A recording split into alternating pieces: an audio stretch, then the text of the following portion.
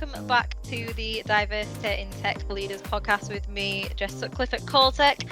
I am sure you're probably bored of hearing that introduction by now, but we have a great guest joining us next is Janice Omadeke.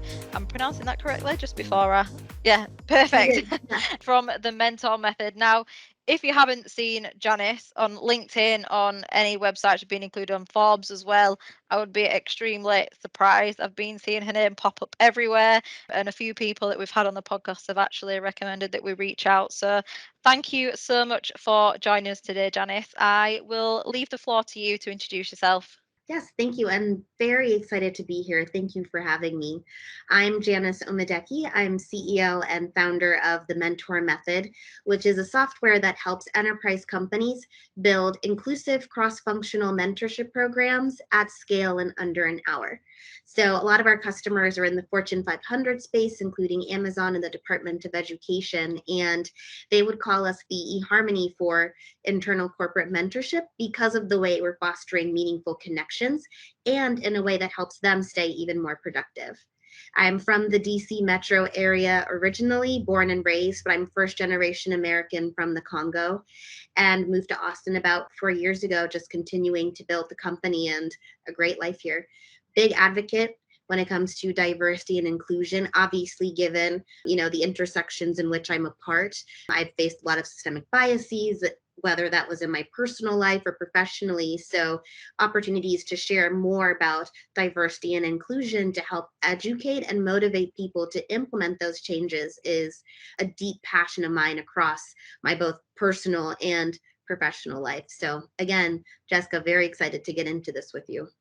Absolutely. Well, again, thank you very much for joining us. And as mentioned, I couldn't think of a more fitting person to be joining our Diversity in Tech Leaders podcast. So, I mean, I know you've given a little bit of an introduction to you there and the Mentor Method as well. Can you give us a little bit of background into your journey into the tech world and how you came about finding the Mentor Method? Yeah. So I loved this question and I was thinking about it, the foray into tech. But honestly, I was exposed to tech very early as a child. And not only that, but the power that it can have on your quality of life just through my parents' experiences. So they immigrated here in the 70s for college. They met in the States, had me and my two siblings, but late 80s, early 90s, I remember seeing my mom taking typing classes so that she could get promoted into new opportunities when that was a thing, like actual typing classes. Or I remember seeing my dad participating in a workforce development program that got him deeper into technology, as well as that intersection between technology and government. And that completely changed our lives, and it made more opportunities, not just for our immediate family, but for ways for us to sponsor other families to come to America, or, ways that we could contribute to our family that was still overseas. So I've always kind of been exposed to tech. My dad always talks about how I was fascinated with computers and software even as a kid, like going through, one of those old HTML for dummies, just always wanting to learn more about like coding and building things. In high school, I did AutoCAD. I just really loved it. Again, getting into software, found my way into graphic design in undergrad. That's what I majored in. That's what I did my entire profession when I was corporate for some of the biggest companies in the world. So that was really exciting. And being a corporate designer, you end up getting exposed to more than just graphic design. So you're getting into web design, you're getting into videography, you're getting into sound editing, so many other aspects of that intersection of tech and creativity that it was amazing, quite honestly. And then that experience in the tech world actually did transition my experience to building the Mentor Method. So when I was a graphic designer for a management consulting firm, I was voluntold into creating a mentorship program for like 150 people. And obviously, as a manager in management consulting, you were so busy as is. I wasn't sure how we were going to find the time to manually match this many people. Something else to note is that this company was still fully remote long before the pandemic. I mean, I left in 2018. So this was like 2016, 2017. And So I was stuck matching based on people's LinkedIn bios and a paragraph, and then looking at their career snapshots, which nobody's performance appraisal should be a part of getting matched to a mentor. Yeah. So speaking of not diverse and inclusive, but I looked online for solutions that could give me something to match people at scale that was still impactful, and I didn't see it anywhere. So I then used my background in technology to build just something for my team, but I ended up not being able to stop thinking about it and was just tinkering on it nights and weekends until I took the mentor method on full time and moved to Austin in 2018. So Wow, that's that's my amazing. that's my tech journey. That is amazing. And I mean, in terms of that, then I imagine that's probably quite time consuming, especially if you're scrolling down LinkedIn and finding matches and going through the bios and Oh yeah. everything. It took Ooh. so much time, and I couldn't understand why you could find the perfect pair of shoes. Right. At that point, you could get a date, you could meet friends. I think Bumble BFF had just come out at the time, yet you couldn't find a mentor that understood you and got you. You were just stuck with the biases that everybody has in the hands of this one person to make one of the most important relationships you have in your career. It was just crazy to me. Yeah, absolutely. So, in terms of intertwining diversity in tech, then was that always something on the radar, or was it something that just Yeah. sort of fell into place? When you were going through the setting up the mentoring, the sort of the mentorship previously. This was always critical to what we were doing. I mean, when I started the mentor method, we were actually a B2C platform matching women to mentors. And so that diversity perspective has always been core to what we do, and going deeper into that, recognizing the experience of Black women and women of color, and the fact that there is that broken rung in the corporate ladder, if you will, that keeps women of color behind more so than our overrepresented counterparts. The mission was always to level the playing field for everyone so that you got matched to the right person regardless of your demographics. And thankfully, we're seeing that. I mean, our tool really speaks for itself when our customers see those results. We're saving them hundreds of millions of dollars in retention and resourcing costs. We're seeing 5% increases in retention, which is huge when you think about the companies we work with and the size of their employee base. And there's a stat on diversity, equity, and inclusion roles. I'm sure that you know the exact number, but there's been such a huge increase in DEI roles within the tech space. I think a part of that is also because companies stopped at the hiring piece and then Yeah. didn't give these people, resources or budgets. So a part of our work, transitioning into more of what we do, we work with those leaders that are, in their first year or maybe in a new position that wasn't there before. So they have no past performance data or something. We work with them to help them implement a cross functional program at scale without having to sacrifice, their own budgets and time and impact. And we do this through our customizable software. It's based on the type of program that a customer wants to create and our data and reporting so that they know that it's actually working well. Yeah, absolutely. And I mean, in terms of that, even staff retention, it people invested in the mentor method, staff retention alone will save them so much money as opposed to maybe somebody coming in and wanting to leave after 6 months because they don't necessarily feel Exactly. like it's an inclusive environment. Perfect. So obviously DEI, I mean, it's been around for a while, but more heavily over the past couple of years, I'd probably say. How have you managed to navigate supporting diversity, equity, and inclusion in the industry with it being very new to many businesses? Yeah, I think for us, it's going back to what I was saying about, these new individuals that are just so strapped for time, team, and resources, and being able to work alongside them to help them reach those talent retention goals.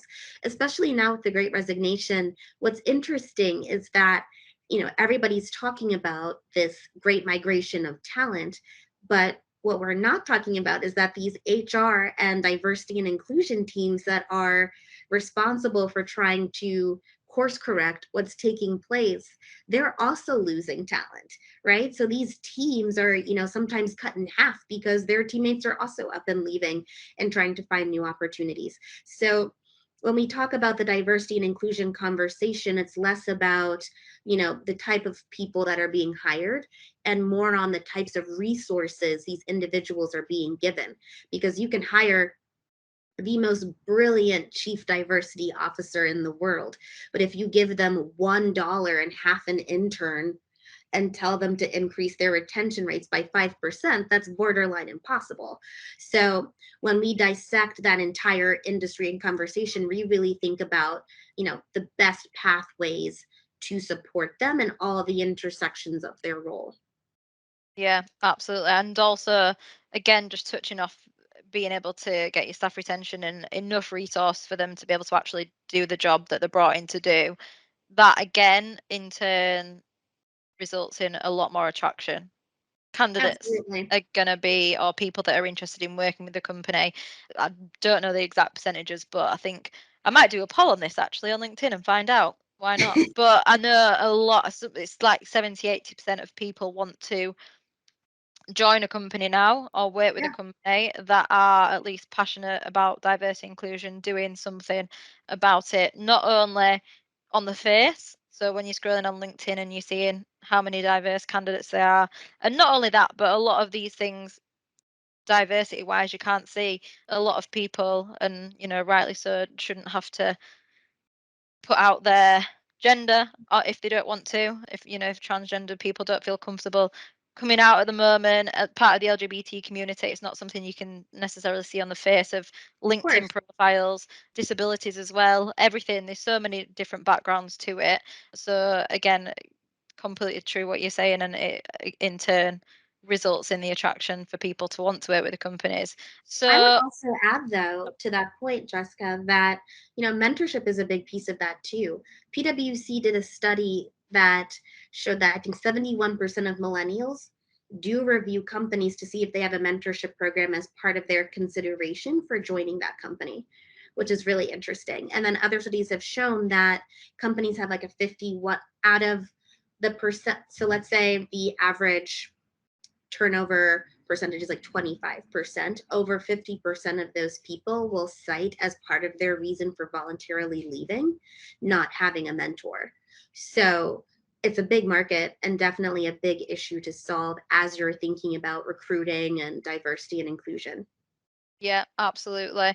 And I guess on the other side of things, then, because you're helping companies, becoming way more diverse and inclusive and retaining that talent through mentorship, how have you been able to incorporate diversity inclusion into the mentor method, whether that's through the hiring processes that you do or even on the other side of it in helping them? Yeah. So the first thing that's important to us is that everyone on the team has a personal connection to our mission. Our mission is to make sure that everybody gets access to the right mentors, regardless of where they started. Everybody gets up onto the same rung with the same opportunities. That's very important to us. And so in our interview process, we're asking what that connection is. Like why are you choosing to leave your corporate job to come join a startup? Like what else is in that for you? And it's a great way to check on values and mission alignment. This is amazing work, but it's also still hard work. And so we want people that will understand that this is bigger than where we are right now and join in on the vision that we're quickly moving towards every day. I think also this helps select people that just understand that entrepreneurial mindset. And that's really important. But I'm also intentional about diversity just across diversity of thought, experience, background, socioeconomic standing. That's been really important to us. So when we were thinking about our VP of sales, I like to hire diversely, but very intentionally. And so I wanted our VP of sales to be a woman. Women-led businesses outperform significantly. Women are incredible problem solvers. And given the work that we do, it's also important that we use the strengths of women to be able to connect with people in a deeper way, because diversity and inclusion is a sensitive topic, even when it's your full-time job. And so when we were going through the recruiting process, I only met with women. And, our VP of sales, Stephanie Lowry, is just an absolute dream, like exactly who we wanted, and validates all the reasons I just listed for wanting to work with a woman, which is really phenomenal. On top of that, Keela Lester heads up our marketing division, and it's the exact same thing. Looking at our team structure, 3/5 of our leadership roles in the mentor method are held by women. And of those, 2/3 are Black women. So I don't even know how to put into words the way I'm feeling, even just saying that stat to you.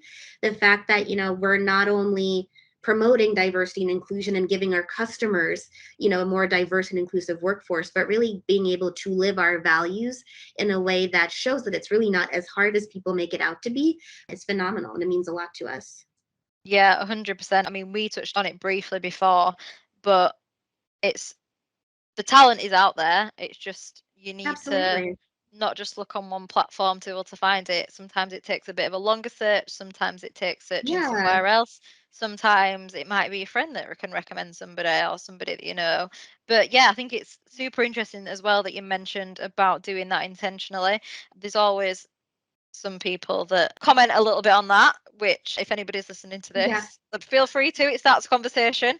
But after speaking with a few people, actually, companies that are passionate about diversity inclusion have said that they are intentionally recruiting and Yeah. hiring diversely to make sure that they've got that train of thought that not only is diverse and inclusive, but it represents their consumer markets as well and what they stand for. And I think it's so easy to tell, for example, you've incorporated a question into the interview process on whether their values align with what you're looking for and what you stand for. It's so easy to tell whether people are authentic with those questions. Absolutely.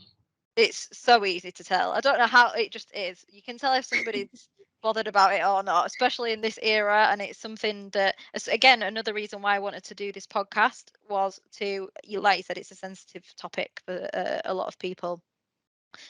But to normalize the conversation to a point where people feel comfortable having that conversation or more comfortable and it being more involved in conversations and in the environment, especially in the workplace where a lot of these people aren't going to be educated again. They might not go back to college, they might not go back to school. It's really important that mentors are provided around how they can make workforces more inclusive. 100%. So in your opinion then, because obviously we've talked about creating diverse workforces, both from your side, every company really should be doing it. Why is it important to create diverse workforces in your opinion? Yeah, well, I mean, outside of it just being the right thing to do, right?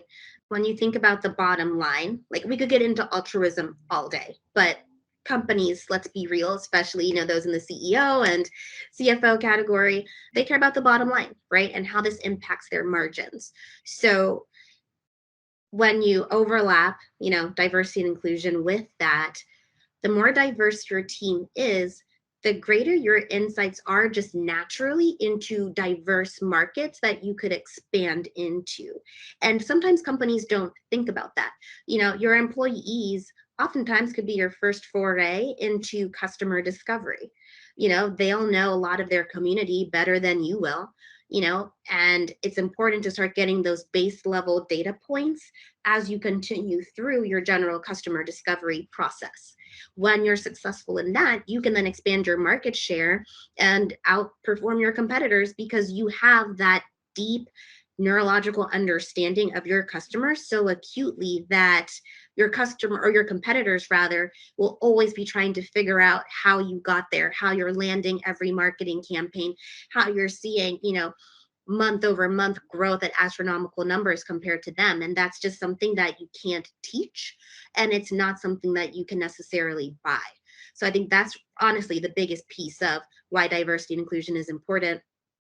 Also, you don't want to get trapped in a bubble of homogenous thinking. We're in a culture and a space where you have to adapt, and you have to adapt almost every 30 minutes, sometimes depending on the industry that you're in. And so if you're building a company around one thought process and not taking in diversity of thought, opinion, background, skill set, you're going to land on several more landmines than you would have already, because that diversity of thought helps everybody navigate the landscape differently, and you end up capturing more of it as you continue to expand.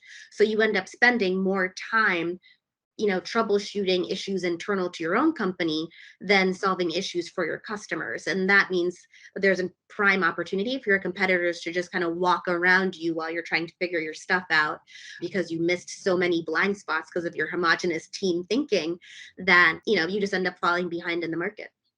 Absolutely. And I think it's worth mentioning there as well, which is why it's so important to have diverse people at decision making level, Yep. because that's where their ideas are coming from, that's where the decisions are made. And even just being able to be a part, I think Devaris Brown, who was previously on the podcast, he said, if your CEO isn't your chief diversity officer, you've already lost, because people want to buy in and see the passion come from the top, and obviously that translates throughout the company as well. So yeah, that's a super important point to touch on.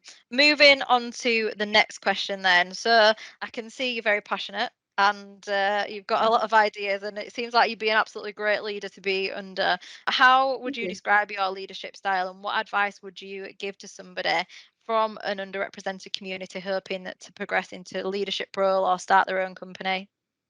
Yeah, it's interesting trying to answer this question, because the only people that really know the type of leader I am are my team, right? Like I would Yeah, base it off of their input, right? But we should have got a feedback form and done it for this. I know you can be my next 360 review. How about that? That's fine. But, but in terms of type of leader I want to be, or I hope that my team thinks I am, I think that's probably a better way of phrasing it.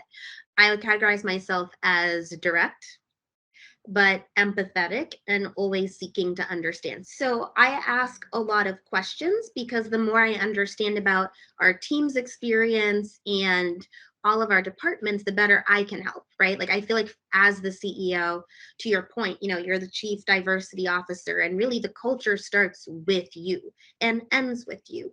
So the more that I know about, the cross functionality of our team, and if there are certain dynamics that aren't working well, or somebody's burnt out, or somebody isn't like they're having enough time with their kids, or whatever it is, the sooner I can solve for that. Because I feel like my number one job is to take care of my team, because I cannot do this without them. And I am grateful for every single member of our team, genuinely. Like I'm getting goosebumps talking about it. I love our team so much. And so my job is to make sure that they're okay, and obviously performing, because we have KPIs and investors and metrics, but they can't do that if we're not taking care of our people first. So that's an important part for me, just being curious about the team in general. In terms of company perks, mental health is the most important thing for me. I know that it has saved me just in general, but also has made me a stronger founder the more that I've invested into understanding myself and just my overall mental health and well being. So at the Mentor Method, we have a monthly mental health stipend. I think it's like $150 a month. Everybody Oh gets wow. it for going to therapy, or somebody does rock climbing and that's their therapy. Fine, whatever it is for your mental health and well-being, we have that monthly stipend for everyone. The first Friday of every month, we're closed for a mental health day. I am still working, but I take my mental health day a little bit later on, like Yeah. Saturday to Sunday. On but the weekend. yeah, yeah, exactly. I mean, it's a treat for me, right? 6 days instead of 7. But Yeah. first Friday of every month, we're closed for a mental health day. Every Friday or Thursday, we're off the following day. The last day of the week, I'll say, we do this thing called the weekly wrap up, where we all hop on Zoom. It's no longer than 30 minutes, and popcorn style, everyone shares a business win, a personal win, and something they're looking forward to doing over the weekend. And it's just a great way to like connect and, cheer everybody on for all the phenomenal work that we're all doing and get everybody, public recognition. We're a virtual team. I'm in my office right now, my apartment. So it's a great way for us to just be people and not just focused on productivity in that time frame. I would also say, thinking about the empathetic side, I think sometimes people can consider that too much of a soft skill or a nice to have. But what I found is that just treating people like people is actually very important. You spend more time at work than you do with your friends, family, and spouses most days. So if you're creating a space that isn't psychologically safe for everyone, my opinion as a CEO, you've already failed. And that's like your first critical priority to take care of. And I think that just boils down to empathy. And I have a lot of it. As I was saying, genuinely care about our team. So, for example, when our vice president enterprise sales told me that she was expecting, I was so excited. And, I cried after we had our conversation, after I hung up the phone. So I was just so happy for her. And I was like, oh my God, we've built the team long enough and strong enough that we're going to have like our first team baby, which sounds crazy. But, when you have those moments to really get to know people and just hold space to hear about their experiences and like the first trimester and all of these other things, you start learning more about yourself too. Like I feel like I learn a lot from my team about myself, which is the wildest thing. You know, Seeing Stephanie expecting, it just kicked it into high gear even more. Like the mentor methods revenue, like it just sunk in that like our revenue is going towards diapers and college funds now. You know, like that's a very different headset when you're like, no, this is for families, like human beings that'll be here in no time. It just changed my perception and started changing the way that we're strategizing and we're thinking bigger to get bigger. And that's been phenomenal. I think the last piece I would say about my leadership style, I really like to promote cross collaboration. So being active in like group Slack channels versus like one-on-ones, or having the team be transparent about, what they're working on and where they need help during our weekly team meetings and things like that, just so that we're always supporting each other. And I also ask for help all the time. And I will tell the team, hey, you know what? I know that I owe you this one paragraph that I'm supposed to approve, but my brain is fried after a full day of strategy and tech stars. I have got to just sign off for like 2 hours, but I'll be back. Just give me like 2 hours. I'll be back on at 8 p.m. and I'll respond then, type thing. But fostering that space to be a person first, again, going back to that, has been really, really integral to our development and part of my leadership style. Yeah, and I think again, like you were saying, the vast majority of your life is at work. And I think we're seeing it a lot more with startup companies. I mean, we vastly work with Yeah. startup companies in the hypergrowth phase where they are introducing measures that can help with mental health, whether that's having mental health days. I'm lucky enough to work in a company where we only work 4 days a week, so I absolutely love Nice. that. I do work US hours though, so I do finish at 11:30 UK time, which is fine. But Yeah. when we're out in Austin, we won't be doing that anymore, so it's all good. But yeah, I mean, even what you were saying around, the $150 to be able to go to therapy or rock climbing or whatever you might want to do to release any stress that you might have, go for some food, enjoy whatever your release is to be able to get that stress off. Because I imagine, and I don't want to put anyone off working for a startup company, but it's a lot of work from my understanding, 7 days a week as a CEO, and it's a Yeah. real collaboration of people coming together. So to be able to even, class the people that you work with as friends, where, you're excited that your colleagues are having children, and the salaries that you're paying and the jobs that you're building are allowing them to fund the preschool, the nappies, the food, whatever the case is. I imagine that's quite a fulfilling feeling. Yeah, I mean, and just going back to your point around the 7 days, keep in mind, yeah, it's working 7 days, but it's working for something that I genuinely love, right? Yeah, And something that's been proven to work and something that is, changing lives and, our customers, employees' experiences. So it's well worth it for me. I think a good point, though, is that I don't expect my team to be working 7 days yeah, a week. Sometimes I've seen it with CEOs, especially. It's like, well, I'm giving this everything I have, and they can't understand why their team isn't doing the same thing, but that's not the requirement. Like that should not actually not be the case, because then something is wrong, in my opinion. Yeah, and I mean, even just off the back of that, when you're treating your employees right, they might just do a little bit more, whether that's voluntary, whether they have to or not. I know I work Fridays quite a few weeks just because, I mean, one, I want to do well, and two, they look after us so well here that I feel so appreciated, and I want to be able to help them grow as a business and for me to grow as well. And in terms of reaching the metrics, you've got your KPIs that you've got to hit for the investor Right. meetings and whatever, but a very hard metric to pinpoint is happiness. Mm, So being able to provide, a safe space for people, or even just positives at the end of the week where, you've got something good to talk about work, personal life, and people coming together, especially remotely. Everyone's felt it over the past few years. It can be quite lonely and isolating, especially if you live on your own. So to be able to have that communal time in a workspace is super important. In terms of moving on, we are probably at the end of the podcast, to be honest. I'm trying to come up with another question, but I don't have one. But I really appreciate you joining us today, Janice.